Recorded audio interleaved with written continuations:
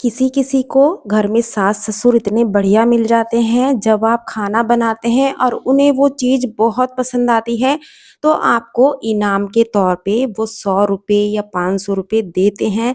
तो आज इसी तरह की मैंने रेसिपी बनाई है। इस रेसिपी को मेरे ससुर जी ने बहुत पसंद किया है। तो चलिए बना लेते हैं और सारे मेजरमेंट के साथ मैं आपको बता रही हूँ। आपको सबसे पहले आधा कप घी लेना है। घी आपको देसी लेना है। इसका डबल हमें बूरा लेना है और बूरा का डबल हमें लेना है बेसन। तो इसे मैं मेंशन भी कर दूंगी स्क्रीन पे कितना कितना मेज़रमेंट लेना है। तो पहले देसी घी में हमें बेसन को बहुत अच्छे से भूनना है। इसमें अच्छा कलर आ जाए, इसमें बहुत अच्छी खुशबू आ जाए। तो चलिए पहले बेसन को भून लेते हैं।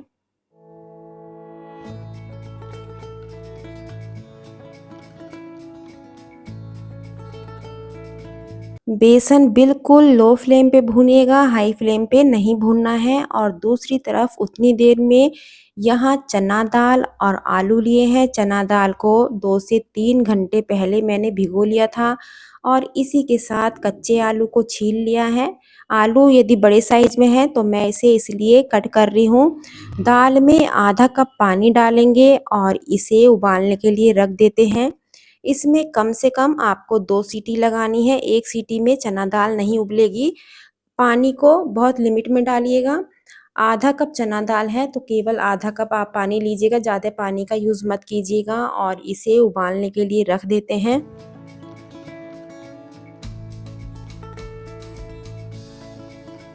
और यहाँ गेहूं के आटे में थोड़ा सा मिलाएंगे नमक और पानी डाल के इसका आटा हमें सॉफ्ट लगाना है।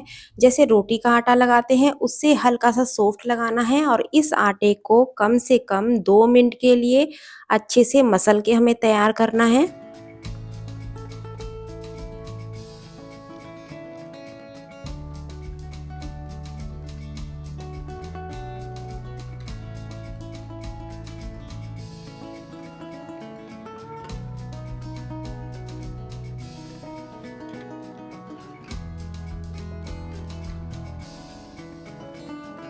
तो आप देख सकते हैं आटा बढ़िया से सेट हो चुका है और ये कितना नरम है ये भी मैं आपको दिखा देती हूँ। बिल्कुल भी टाइट आटा नहीं लगाना है, रोज के आटे से थोड़ा सा नरम लगाना है। और यहाँ बेसन बढ़िया से भुन चुका है।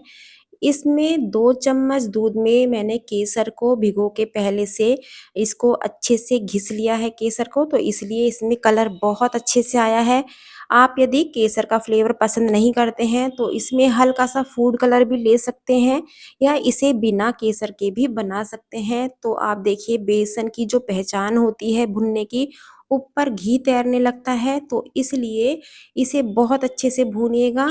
जब बेसन बढ़िया से भुन जाए तो 2 चम्मच लिए हैं यहाँ मगज के बीज। तो बीज को जब तक ये चटक ना जाए, फूल ना जाए, जब तक हमें इसे भूनना है। तो यहाँ बढ़िया से ये बेसन भी भुन चुका है। तो इस टाइम हमें लेना है केसर वाला दूध। दूध 2 या 3 चम्मच से ज़्यादा नहीं लेना है, प्लेन दूध भी आप ले सकते हैं। दूध डालने से बहुत बढ़िया दाना आता है, एकदम फोके ये केसरिया लड्डू बन के तैयार होते हैं। तो पहले इसे मिक्स कर लेते हैं।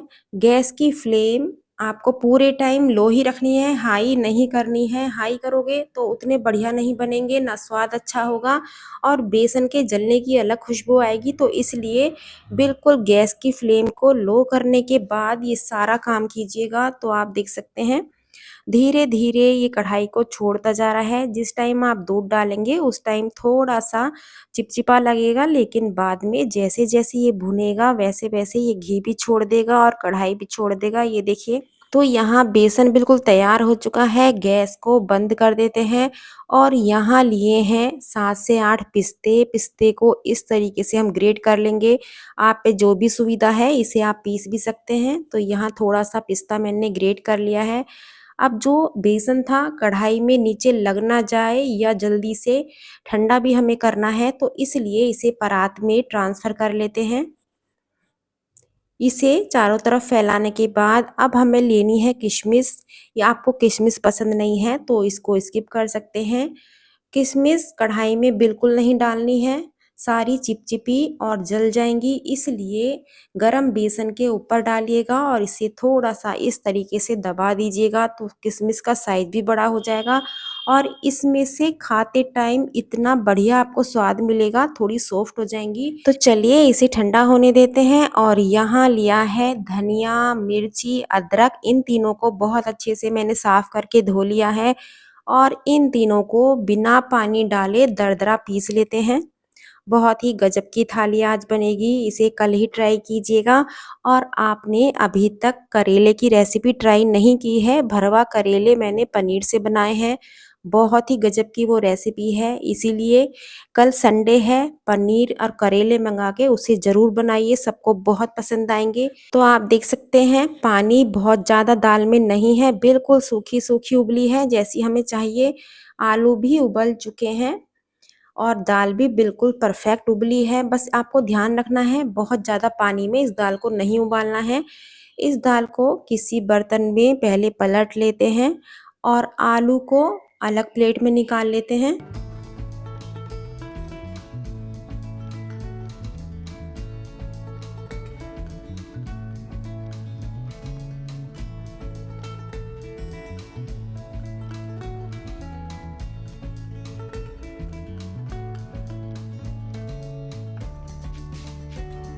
जिससे हम साग घोटते हैं या कोई बट्टा हो, कुछ भी आपके पास इस तरीके से भारी कोई भी चीज़ हो जिससे आप कोई चीज़ कूटते हो, वो ले लीजिएगा और इसे दाल को इस तरीके से मैश करना है। मिक्सी में इसे बिल्कुल नहीं पीसना है, मिक्सी में यदि पीसोगे तो सारी मज़ेदारी खराब हो जाएगी, उसमें दाना आपका साबुत ही नहीं रहेगा। तो इसलिए आपको इसी तरीके से कूटना है। तो यहाँ दाल सारी मैंने अच्छे से मैश कर ली है।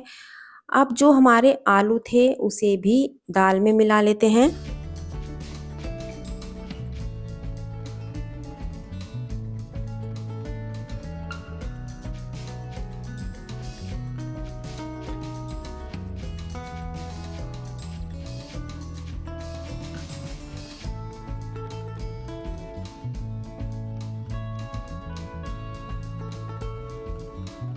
अब इसमें हमें कुछ मसाले लेने हैं, जैसे स्वाद अनुसार नमक, काला या सफ़ेद नमक दोनों आप ले सकते हैं, लाल मिर्च पाउडर, धनिया पाउडर, थोड़ा सा लिया है यहाँ गरम मसाला। आप चाहो तो इस जगह आप जो मोटी कुटी लाल मिर्च होती हैं वो भी आप ले सकते हैं।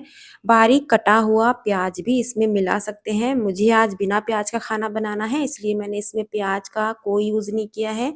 यदि आप चाहो तो प्याज डाल के और भी ज़्यादा स्वादिष्ट बनते हैं।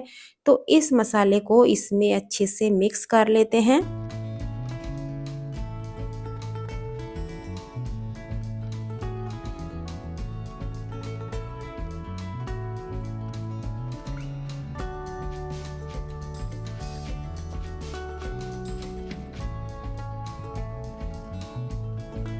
तो लीजिए बहुत ही बढ़िया सी हमारी स्टफिंग तैयार हो चुकी है। यहाँ लिया है मैंने छाछ या मट्ठा आप कहते हैं, जो भी आप कहते हो, दही भी आप ले सकते हैं। इसका थोड़ा सा बूंदी का रायता बना लेते हैं। तो इसमें बूंदी की जगह आप खीरा भी डाल सकते हैं, गर्मियों का टाइम है तो लौकी उबाल के भी डाल सकते हैं। इसमें कुछ बेसिक से जो जीरा पाउडर वगैरह, धनिया या काला नमक, सफ़ेद नमक, वो सभी को डाल के इसे मिक्स कर लेते हैं और इसमें लगाते हैं बढ़िया सा तड़का।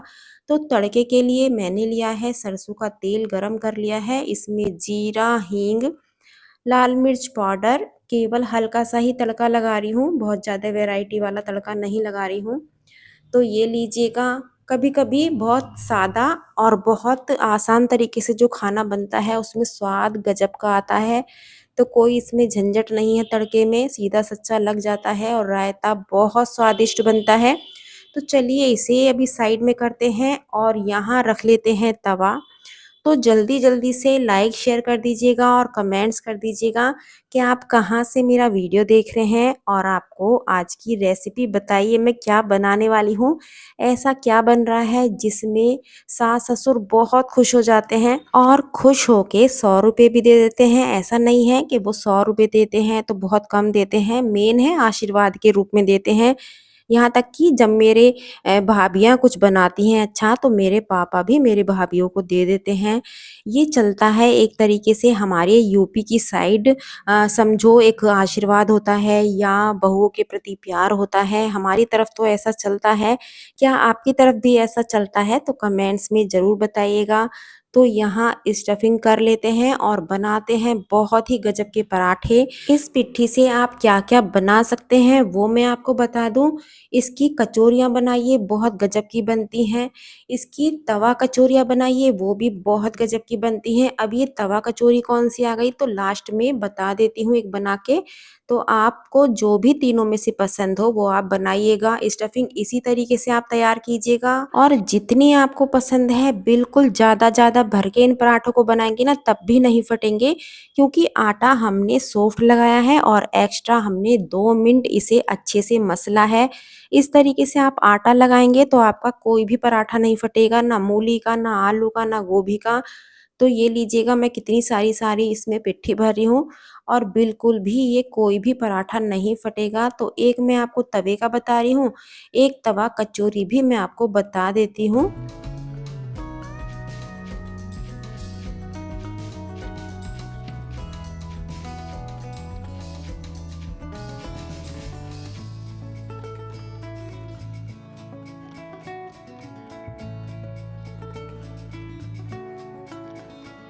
तवा कचौरी को थोड़ा-सा साइज़ में छोटा रखिएगा, जैसे हम कचौरी बनाते हैं, हल्का-सा उससे बड़ा कर लीजिएगा। तो पहले यहाँ लगाएँगे देसी घी और इस चना दाल के पराठे को बिल्कुल सुनहरा होने तक सेंक लेते हैं।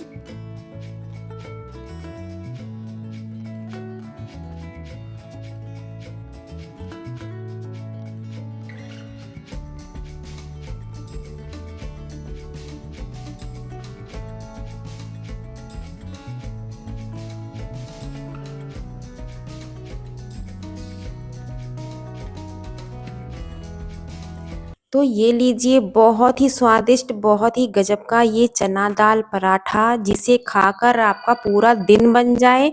यदि घर में मेहमान आए तो भी वो खुश हो जाएँ। तो चलिए एक तरफ पहले यहाँ लड्डू बाँध लेते हैं। तो इसमें डाला है हरी इलायची का पाउडर, ये ठंडा हो चुका है, इसे बिल्कुल ठंडा भी नहीं करना है। हल्का-सा बस गुनगुना रहना चाहिए बेसन। अब हमने आधा कप लिया था घी, तो 1 कप हमें यहाँ बूरा लेनी है। बूरा यानी कि किराना स्टोर पे आपको मिल जाएगी। बहुत से कमेंट्स आते हैं बूरा के लिए कि बूरा क्या होता है?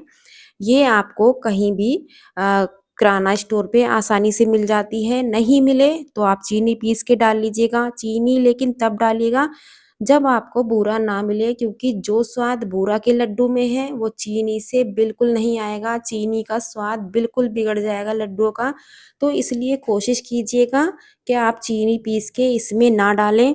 तो बूरा को जब भी डालें किसी भी चीज़ में छान के डालें क्योंकि इसमें छोटे-छोटे सी गोलियाँ होती हैं जो कि सारी रेसिपी को ख़राब कर देती हैं। ये देखिएगा मैं अभी आपको हाथ में लेके दिखाती हूँ। बहुत छोटी-छोटी ये बहुत हार्ड होती हैं और यदि हम इसे लड्डुओं में मिलाएँगे तो लड्डू का सारा स्वाद बिगड़ जाएगा। तो यहाँ इसे बेसन में मिक्स कर लेते हैं।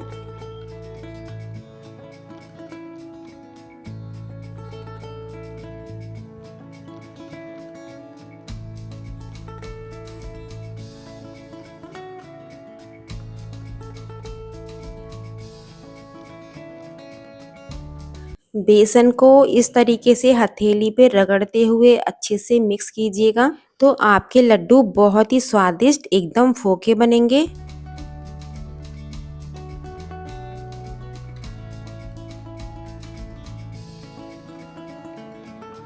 लड्डुओं का साइज़ अपने अनुसार आप रख सकते हैं, छोटे या बड़े। मैं बिल्कुल मीडियम रख रही हूँ, ना बहुत बड़े साइज़ का बना रही हूँ और ना ही छोटे साइज़ का बना रही हूँ।